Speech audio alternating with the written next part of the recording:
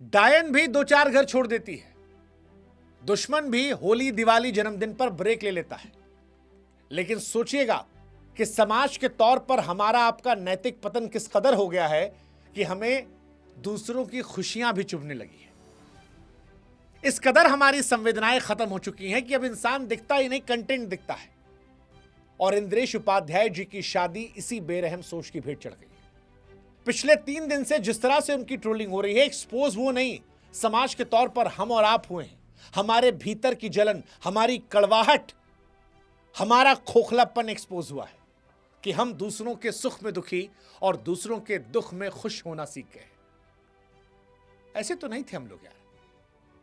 स्मृति मंदाना की शादी टूटी तो उनके पुराने वीडियोस लोग वायरल कर रहे हैं। देखो भैया नाच रही थी, बहुत खुश थी, बहुत दिखावा कर रही थी। अब देखे, और इंद्रेश जी उनके साथ तो हम क्या ही कर रहे हैं। मतलब जो दिन उनकी जिंदगी का सबसे खूबसूरत पल होना चाहिए था, जिस दिन दुआएं आशीर्वाद बरसने चाहिए थे, उस दिन हमने आपने उनका और उनके परिवार का जीना दुश्वार कर दिया है। और आज ये वीडियो उन लोगों के लिए है जिनके अंदर थोड़ी सी भी अंदर कॉन्शियसनेस बची है, संवेदनाएं। साहब जरा ठहर कर ईमानदारी सोचिएगा कि इंद्रेश उपाध्याय कौन है। कोई फिल्मी सितारा है, कोई अरबपति, उद्योगपति, राजनेता नहीं ना। एक साधारण सा दिखने वाले सौम्य स्वभाव के कथावाचक, जिनके पिताजी ने जीवन भर कथा कही, वो उसी कथाओं में पले बढ़े और फिर शादी कर ली। और उनके नाम पे क्या तमाशा चल रहा है कि भैया देखो, जिस आदमी ने जीवन भर कहा कि मोह माया से दूर रहना, उसको देखो हेलीकॉप्टर उतर रहा है, महंगी महंगी शादी की जा रही है, होटल का खर्चा इतना है। और ये पहली बार सवाल नहीं उठा है। इससे पहले भी अगर आप याद कीजिए, जया किशोरी का बैग दिखा था, भाई साहब मोह माया दुनिया कहती हैं, खुद देखिए। धीरेन्द्र शास्त्री ने चश्मा लगाया था, भाई साहब देखिए उनको। अगर आप किसी कथावाचक को अच्छे से उठते बैठते रहते देख लेते हैं तो समाज के तौर पर हमारे आपके पेट में दर्द होने लगता है। हम ये नहीं सोचते कि भाई साहब कथावाचक और संत महात्मा में अंतर होता है। साधु संत वो होते हैं जो कहते हैं कि भैया मोह माया से दूर रहो। ये कथावाचक हैं, गृहस्थ लोग हैं, गृहस्थ आदमी। इनके पिताजी भी इंद्रेश जी के गृहस्थ थे और ये नहीं कहते मोह माया से दूर रहो, जंगल भाग जाओ, सन्यास ले लो। और मोह माया भी, आप जानते हैं मोह माया का मतलब क्या होता है? मोह माया का मतलब होता है सांसारिक चीज को प्रथम प्रायोरिटी दे देना, इस कदर दे देना कि उसी को असल सत्य मान लेना, उससे ऐसा जुड़ाव कर लेना कि इसके बिना जीवन नहीं है। वो होती है मोह माया। वो खाली पैसा से नहीं होती है। लेकिन हम और आप ही चाहते हैं कि जो आदमी धर्म की बात करता है उसे इंसान होने का अधिकार छोड़ देना चाहिए। उसे अधिकार नहीं होना चाहिए कि वो अच्छी गाड़ी में बैठे, साफ कपड़ा पहने, मोबाइल रखे, शादी करे, परिवार बसाए, मुस्कुराए। नहीं, उसका संवैधानिक मानवीय अधिकार हम और आप चाहते हैं खत्म हो जाए। वहीं धर्म का आदमी अगर आपको सड़क पर जाता दिख जाएगा तो आप कहोगे देखो फटेहाल बाबा है। समस्या पता है क्या है? समस्या ये नहीं है कि इंद्रेश जी की शादी में हेलीकॉप्टर क्यों आया, डेकोरेशन शानदार क्यों था, खर्च क्यों था। ये समस्या नहीं है। समस्या ये है कि धर्म से जुड़ा व्यक्ति हमारी आंखों में खटकता है जब वो खुश दिखता है। क्योंकि इस देश के खिलाड़ी जब 2-2, 3-3 बीवी रख लेते हैं, करोड़ों रुपया उड़ा लेते हैं, लाइव शो में आके कहते हैं मैं बीती रात करके आया, वो हमारे आइडल बन जाते हैं। शादी टूटी है, उसी बीच में एक नई गर्लफ्रेंड लेके घूम रहे हैं, हमें वो हीरो लगता है। बॉलीवुड एक्टर्स जो फुहड़ता करते हैं, नंगई करते हैं, ड्रग्स नशा सब करते हैं, जब वो महंगी गाड़ियों में घूमते हैं, धर्म बदलकर कुछ उनमें से शादी कर लेते हैं, 2-2 बीवी रख लेते हैं, मल्टीपल गर्लफ्रेंड्स के साथ रहते हैं, ओपन रिलेशनशिप्स में रहते हैं, शादी में रहते हुए किसी और साथ सोने की बातें करते हैं, हम उसे स्वैग मानते हैं। स्वैग। नेता करप्ट हो, लूट खाया हो, कोर्ट ने आदेश सुना दिया हो कि भाई साहब ये सजा याफ्ता है, उसके बाद भी वो हमारा हीरो होता है। लेकिन जैसे ही कोई व्यक्ति सनातन परंपरा से जुड़ा कथावाचक सामान्य जीवन से थोड़ा सा बेहतर दिख जाए, हमारे हाथ में नैतिकता का डंडा आता है। और ये मल्टीपल टाइम देखा गया। जया किशोरी के बैग, बागेश्वर के चश्मे, इंद्रेश जी की शादी। ये चरित्र जो दोहरापन है, ये संयोग नहीं है, ये मानसिक पक्षपात है। और ये मानसिकता खतरनाक है, खतरनाक है, बहुत बहुत बहुत ज्यादा खतरनाक है। आज जो इंद्रेश जी के साथ हो रहा है वो कल किसी और के साथ भी हो सकता है। और अब आते हैं उस चीज पर जिसको लेकर लोगों ने तमाशा बना रखा है। सबसे जहरीला हमला उनकी पत्नी के निजी जीवन को लेकर। कहा जा रहा है उनकी बीवी की इससे पहले शादी हो गई थी। पुराना तलाक, अतीत, इन शब्दों को हम ऐसे उछाल रहे हैं जैसे सामने कोई इंसान नहीं, कोई किरदार हो। क्योंकि हम और आप इतने ज्यादा अंदर से शून्य हो गए हैं, हमारी नैतिकता इस कदर मर गई है कि हमें हर चीज में कंटेंट चाहिए। हमें आपको कुछ सच नहीं पता, हमें नहीं पता कि इस खबर की सच्चाई क्या है, हम और आप नहीं जानते, लेकिन हमें उसमें कंटेंट दिख रहा है क्योंकि पैसा मिलता है। और अगर मान भी लेते हैं ये सच है, मान लेते हैं पल भर को, मुझे नहीं पता, लेकिन अगर मान लेते हैं ये सच है, तो हमें क्या इस बात से कोई फर्क नहीं पड़ना चाहिए कि उस लड़की ने क्या क्या झेला होगा, किन हालात से गुजरी होगी, कितना रोई होगी, किन किन मजबूरियों में निर्णय लिया होगा। उस प्यारी सी बच्ची की भी उम्र कितनी है, हमें कुछ भी नहीं पता, लेकिन हम और आप जज वकील बन बैठे हैं, सजा भी सुना रहे हैं। अरे भाई साहब, वो लड़की कोई अफवाह नहीं है, कोई हेडलाइन नहीं है, किसी की बेटी है, बहन है, और अब किसी की बीवी है जिसका तमाशा आप लोगों ने बना रखा है। मुझे नहीं पता क्या सच है उनके जीवन का और मेरी कोई दिलचस्पी नहीं है उनके जीवन में। ये दो लोगों के बीच की व्यक्तिगत कहानी है, वो और उनका परिवार। आगे क्या होगा वो उनका परिवार, उनके घर का मसला।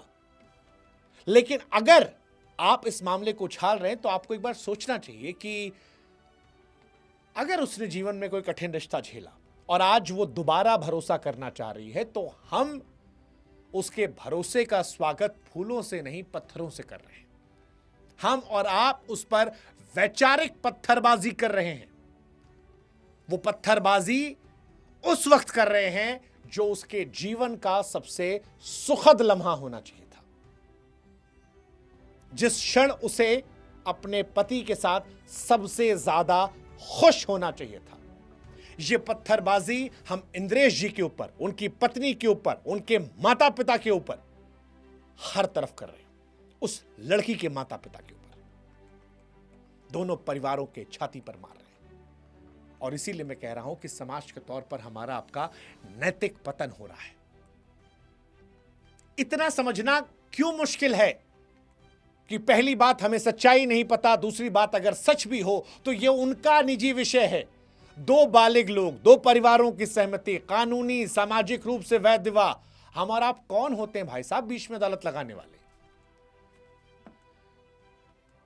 हमें आपको उस घर का चूल्हा जलाना है, हमें आपको उससे फर्क पड़ना है, हमें आपको उनकी जिंदगी का बोझ उठाना है। उनकी शादी करने से हमारी आपकी सेहत पे फर्क पड़ रहा है, फिर ये दिलचस्पी क्यों? बताएं क्यों? क्योंकि हमारे भीतर कुंठा है। हम अपनी नाकामियों, अपने अधूरेपन की फ्रस्ट्रेशन को किसी आसान शिकार पर निकालते हैं। सोशल मीडिया पर दिखने वाला कोई सरल सा चेहरा हमारी कुंठा का पंचिंग बैग है जिस पे हम अपनी भड़ास निकालते हैं। और यही काम हम और आप इंद्रेश जी की पत्नी के साथ कर रहे हैं, इंद्रेश जी के साथ कर रहे हैं। शर्म आनी चाहिए हमें, समाज के तौर पर, इंसान के तौर पर शर्म आनी चाहिए। मुझे नहीं पता सच, लेकिन हमने आपने इंद्रेश जी या उनके परिवार को एक्सपोज नहीं किया है, हमने अपने आप को एक्सपोज किया है, अपने भीतर की गंदगी को। और याद रखिए, कर्मा है, आपको भी हिसाब किताब यही देना है इसी जीवन में। बाकी इंद्रेश जी के पुराने बयान वायरल किए जा रहे हैं। हाँ, कई बयान हैं जिसको लेकर आप सवाल पूछ सकते थे, लेकिन फिर मैंने कहा यार, डायन भी ना छोड़ देती है, दुश्मन भी ना दुश्मनी, होली दिवाली छोड़ देता है, जन्मदिन छोड़ देता है। हम और आप एक्सपेक्ट करते हैं ना, हमारा बर्थडे होता है कि यार जन्मदिन के दिन तो खुश रखो यार, आज मत बोलना यार। इंद्रेश जी बचपन से कथा कर रहे हैं और पूरी जिंदगी में दो बयान निकालकर आप उसको ऐसे पेश कर रहे हो काट छांट कर जैसे वही पूरा सच हो। और जितने ये हरिश्चंद्र हैं, आज मेरा एक सवाल आप लोगों से, सब लोगों से,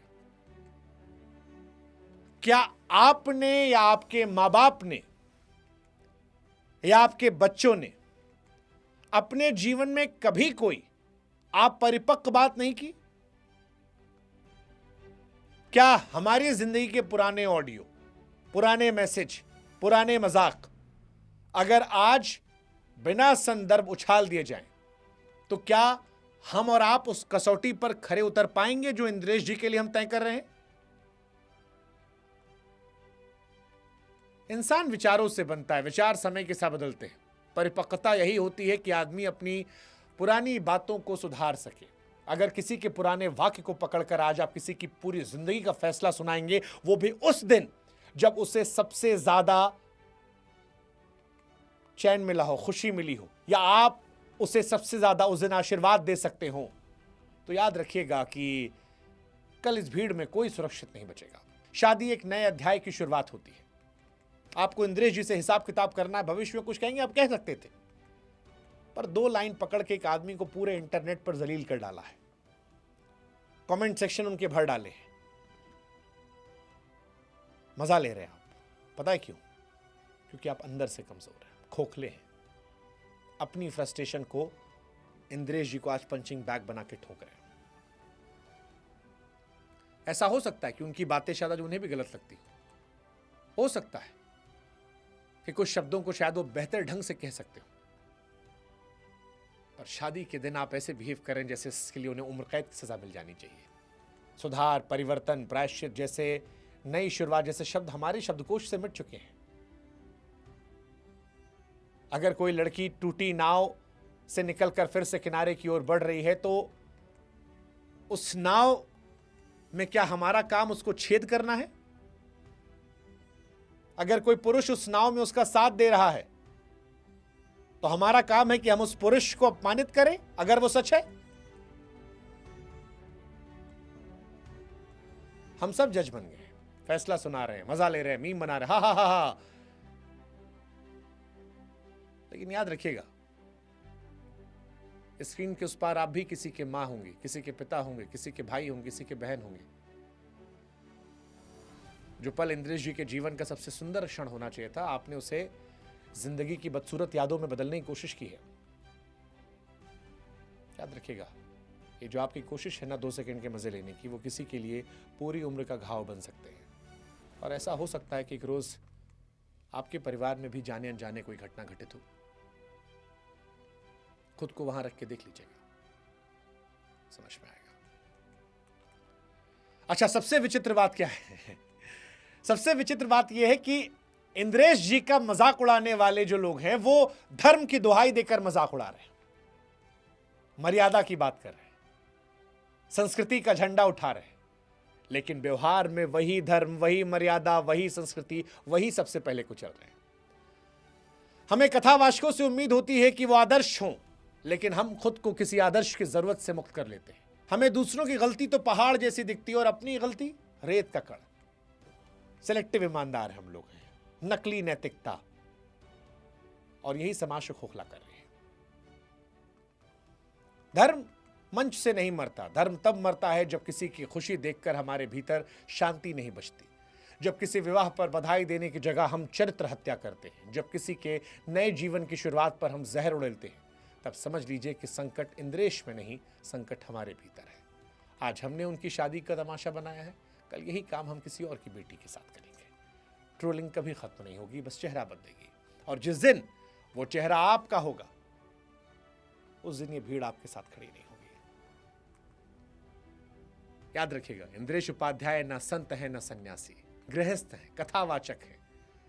जया किशोरी, बाबा बागेश्वर या और जितने कथावाचक हैं, ये संत नहीं है, ये कथावाचक है। इनको भी खुश रहने, अच्छा पहनने, अच्छा खाने, अच्छा फोन रखने, सम्मान से जीवन जीने, किसी स्त्री से उसकी सहमति और दोनों परिवारों की इच्छा करने से विवाह करने का वही अधिकार है जो आपको मुझे है। और कथावाचकों की जरूरत है समाज को, क्योंकि वो समाज के अंतिम व्यक्ति तक अपना प्रभाव डालते हैं। कथावाचक आपसे पैसा नहीं लेते हैं, आप नहीं देते हो चंदा जिससे उनका घर चल रहा है। वो जया किशोरी का बैग आपने नहीं दिया था, बागेश्वर चश्मा आपने नहीं दिया था, इंद्रेश की शादी में हेलीकॉप्टर आपने नहीं उड़वाया था, व्यवस्था आपने नहीं करवाई थी। उनको पैसा यजमान दे रहा है जिसको वो कथा सुननी है, क्योंकि ऐसी मान्यता है कि कथा कहने वाले को उतना पुण्य नहीं मिलता जितना सुनने वाले को मिलता है। और जो कथावाचक ये कह रहे हैं वो खुद कई बार मंचों से कहते हैं कि हम 50 कथा सुनाएंगे, हमारा उद्धार नहीं होगा, आप 5 सुन लोगे आपका जीवन उद्धार हो जाएगा। हमारे पुराणों में इसका जिक्र है। हम और आप फ्री में कथा सुनने जाते हैं, चाहे यूट्यूब पर हो या सामने बैठ के। यजमान पैसा देता है, और जिस यजमान को दिक्कत नहीं तो भाई तुमको काहे दिक्कत है यार, तुम कौन होते हो? मेरा पैसा, मुझको कथा सुनना है, मैं खर्चा कर रहा हूं। कोई दारू पी के जन्मदिन में उड़ा लेता है, कोई विदेश जाके घूम के आता है, कोई अनाथ बच्चों को खिलाता है, कोई कुत्ता खिलाता है, कोई कथा करवाता है। जिसकी जो मर्जी, अपना पैसा वो चाहे जहां खर्च करे, गरीब में बांटे, जानवर को खिलाए, विदेश जाके उड़ाए, दारू पी जाए, बाकी हर जगह माई लाइफ माई चॉइस। लेकिन जब बात कथावाचकों की आती है तो नहीं, नॉट योर चॉइस। तुम गरीब घूमो, तुमको बेरोजगार रहना है, तुम भीख मांगो, क्योंकि वो सनातन की बात कर रहे हैं। ये बात आप बाकी जगह नहीं कह सकते। इसीलिए कई बार मुझे लगता है कि हमारे अपने ही हमारे सबसे बड़े दुश्मन होते हैं समाज के तौर पर। अरे भाई, आपको किसी कथावाचक किसी बात से दिक्कत है, सहमति है, सहमति रखिए, आलोचना करिए, लेकिन निजी जीवन को चौपाल बनाकर, उनके पत्नी के अतीत को मसाला बनाकर, उनके माता पिता की शांति छीनकर आप भी कोई धर्म नहीं बचा रहे। आप सिर्फ अपनी गिरती हुई सोच का प्रदर्शन कर रहे हैं। और इसीलिए सवाल मेरा अंत में सिर्फ इतना है कि अगर आप धर्म बचाना चाहते हैं या धर्म बचाने वालों को निशाना बनाना चाहते हैं, ये आप स्पष्ट कर दीजिए, स्पष्ट कर दीजिए। क्योंकि जो हो रहा है वो धर्म बचाने की कोशिश नहीं है, धर्म की बात करने वालों पर निशाना बनाने की कोशिश है। और फिर सवाल सोचिएगा कि क्या संवेदनाओं को इतना मार दिया है कि किसी खुशी अपराध लगने लगी है। आज यदि इस आईने में खुद को देखने का साहस करेंगे तो शायद इंद्रेश उपाध्याय पर हुए ये वार पूरी तरह बेकार नहीं जाएंगे। कम से कम समाज अपनी आत्मा में झांकना तो शुरू करेगा। बाकी इंद्रेश जी को सुखी रहने दीजिए। वे ना आपके आदर्श बनने निकले हैं, ना आपके जीवन का फैसला करने निकले हैं। इंद्रेश जी एक आम इंसान है, साधारण से इंसान है, सरल दिखने वाले इंसान है, जैसे आप और मैं हैं।